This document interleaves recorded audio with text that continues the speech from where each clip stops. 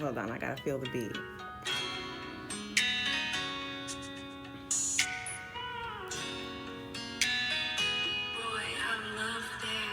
Steady thinking you was finally mine. Girl, I don't even got time. Girl, let me tell you something.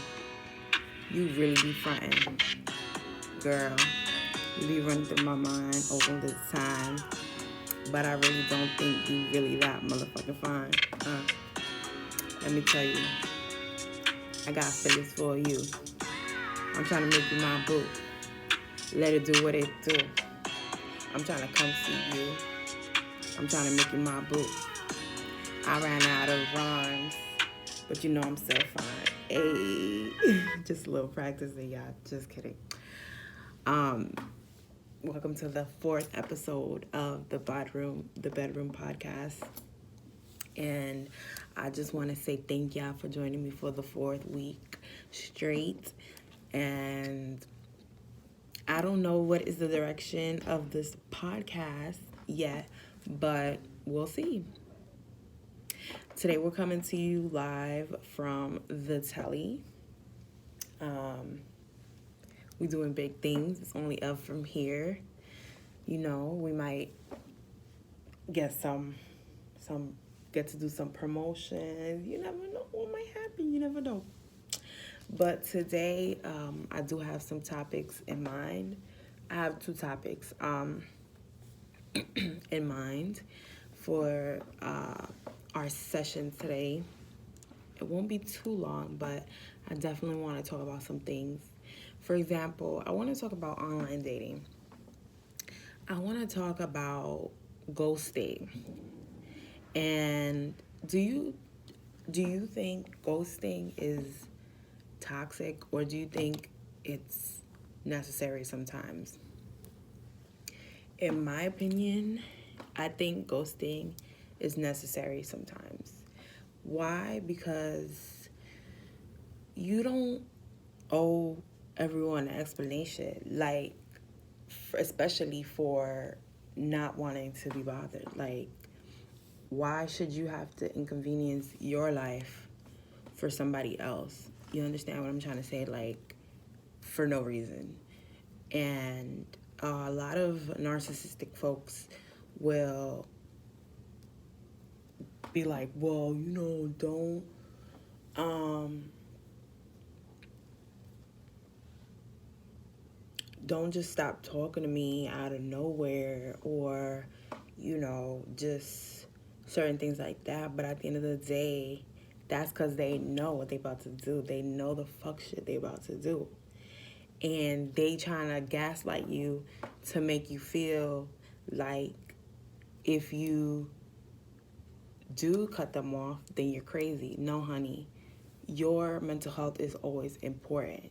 And why should you have to explain yourself for wanting to be okay? You deserve to be okay. You are entitled to happiness. You do not have to suffer for a man, a girl, anybody. Anybody, okay? So always remember that, because I think social media, this age of social media, is makes it seem like you really do have to struggle just to be like happy. Like you almost have to it's okay to struggle in a relationship. It's okay to be in a toxic relationship. No, it's not okay. It's not. I'm here to tell you today, it is not okay. And a lot of times social media make it seem like everything is perfect in a person's relationship, everything is wonderful, and really everything is not. We don't see what is behind closed doors. So that's why I'm that type to never think like, oh my goodness, this couple, they're so perfect, I love them. No, because I know everybody has their flaws, and every relationship have their issues, and we don't know if the person is truly not happy, if either one of the person's people are not happy. So, do I think ghosting is okay? In certain situations, no, ghosting is not okay because it can it can be abusive and toxic in certain situations. Yes.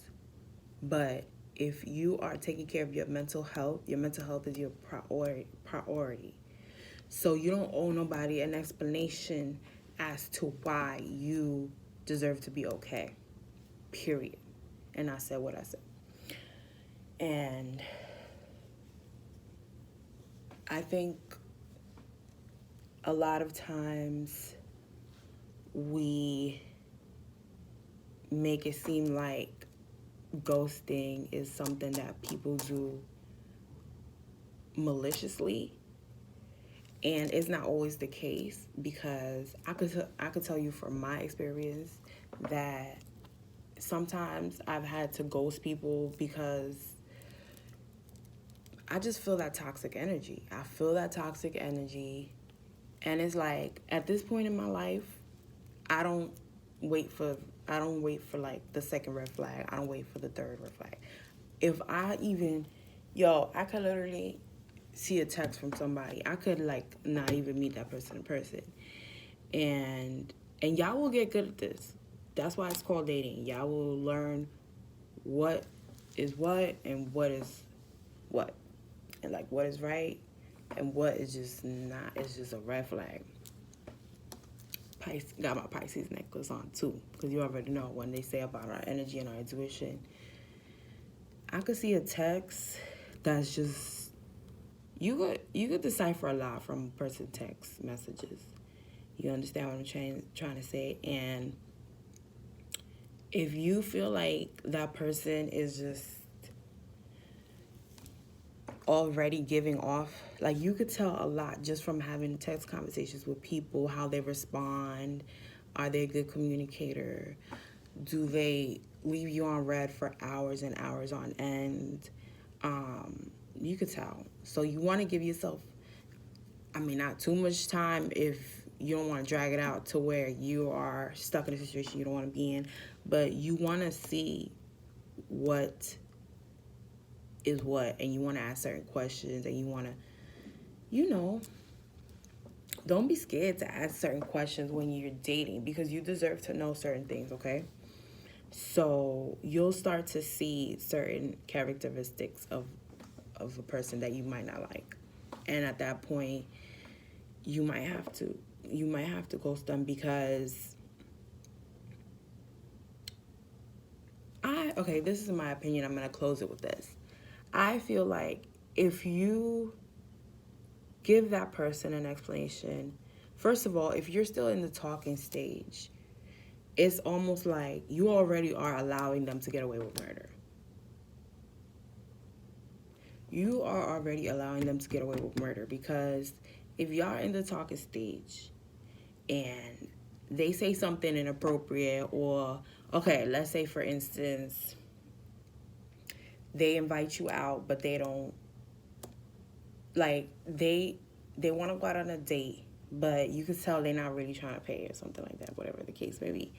And you know what you deserve. So you're like reading the text message, it just looked funny. It just looked like, I don't know, like they not really trying to take you out. They trying to split the bill type shit. So to me, that's a little bit toxic, because I do feel like I'm entitled to the world pretty much. So I'm you gotta make a good impression on me, period. Like, I don't even care.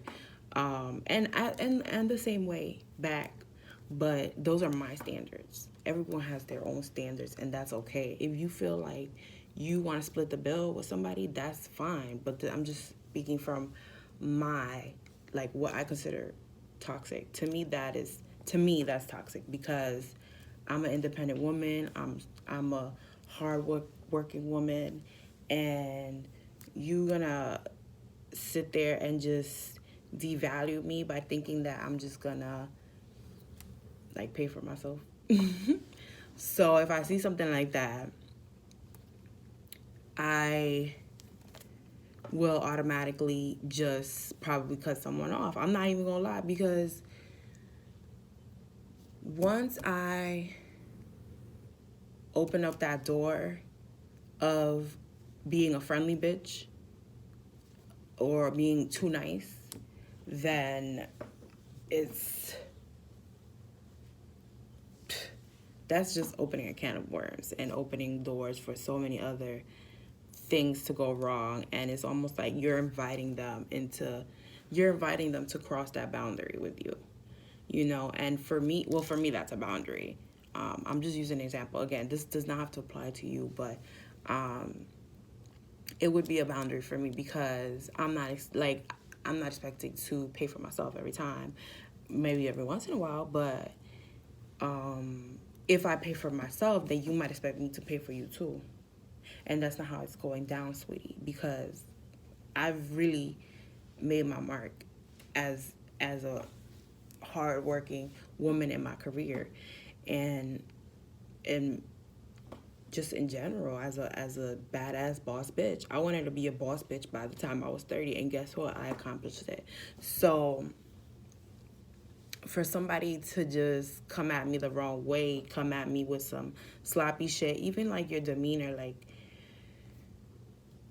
if you come at me with some sloppy shit, like you don't want to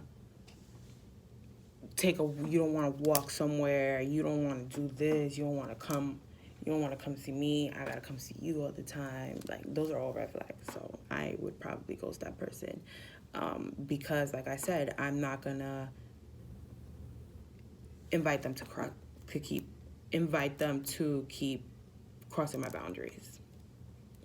Once I let it slide the first time, and no, it's not really letting it slide if you address it, but it's almost like, okay, well, it might happen again, and we just have the same conversation again, and that's how you get into a toxic circle and cycle. If somebody's not for you, they're not for you, honey. That's it. I'm sorry to say it like that. That's why it's called dating. You don't gotta keep going back and forth with people. I said what I said. So the next topic today, I need some water, y'all. I'm really like waking it up today. I'm sorry. I guess it's like the environment is just getting me to reflect a lot. But I want to talk about toxic parents. I know this is let me take a sip of my water, girl.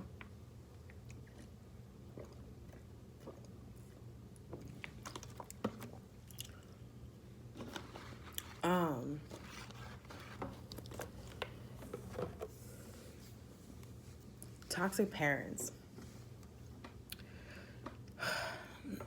I'm just going to speak in general about this topic. And it's a topic that has been on my mind for a long time. And as a gay woman of color, as a gay Dominican woman, a Black Dominican woman, Afro-Latina, whatever, you realize that it's almost like our parents are like, okay, well, you're already Black, you're already Latina, you're already a woman, so damn, on top of that, you gotta be gay. Like, that's how it really feels, and it's like a fucked up feeling, yo. It is a fucked up feeling, and it's fucked up when you have 2 degrees and you still can't, it's like it's still not enough. And you know, nobody's perfect. No parent